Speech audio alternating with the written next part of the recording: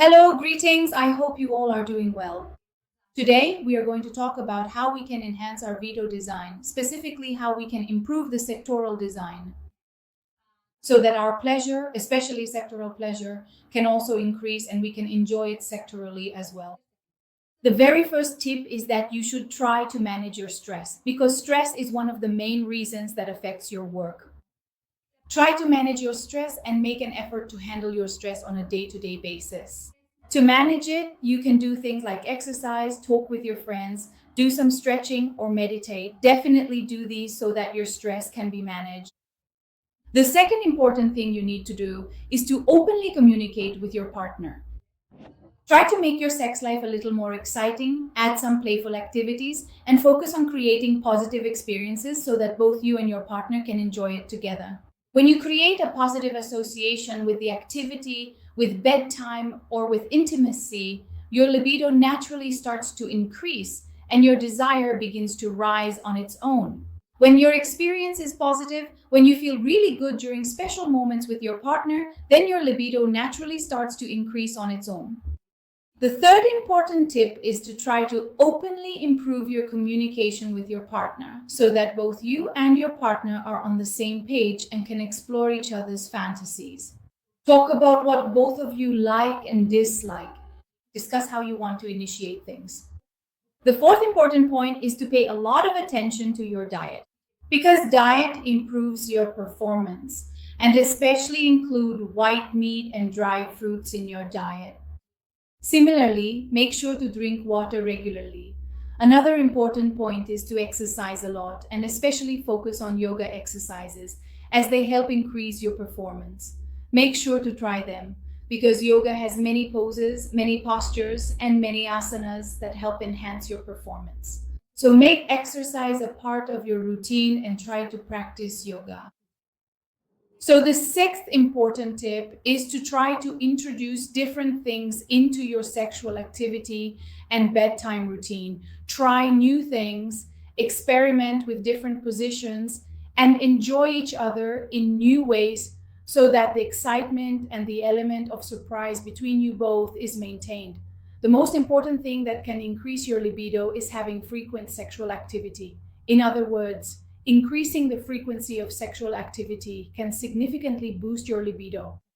I am often asked how many times is considered normal, how often can you have sexual activity, and what is normal. The truth is, normality is whatever you do and what you have made a habit of.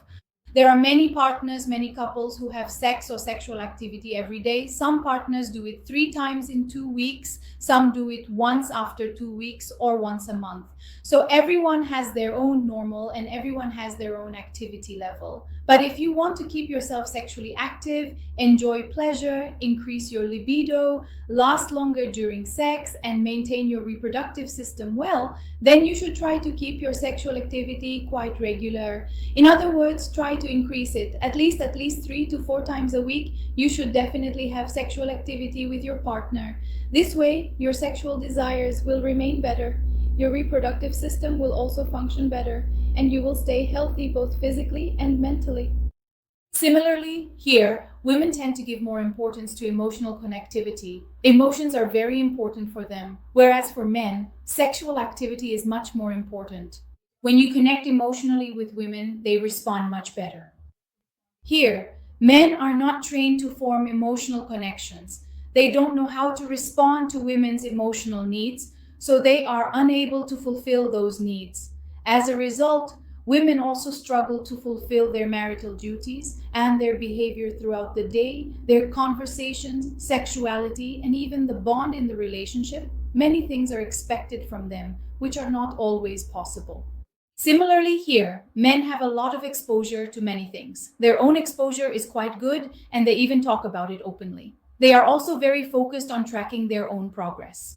There is a lot of sharing, but with our wives, that same level of open communication doesn't really happen. There are a lot of barriers, and neither do they talk about it, nor do they pay attention to exploring what challenges their wives might be facing. What do they like? What attracts them? What excites them? What is really important to them? So that you can make those things a part of your relationship, so that not only you, but your partner as well, can truly enjoy those things together. That's why I say that here for men, the ignorance about women or not understanding women's matters is in many cases actually a blessing. Because if all these things, like I see in some places where women are somewhat aware of their sexuality, their pleasure, their self-reflectivity, when they start demanding these things from their husbands, then the husbands, since they themselves want all their own desires to be fulfilled according to their wishes, but they don't want to satisfy the woman in the way she wants. So in such situations, the relationship deteriorates a lot and problems increase. So try to understand your partner, and especially your female partner, and try to satisfy her according to her needs so that your relationship with your partner can improve. Please share our video as much as possible so that our message can reach others. Subscribe to my channel and share it as well. I really need your support. Allah Hafiz.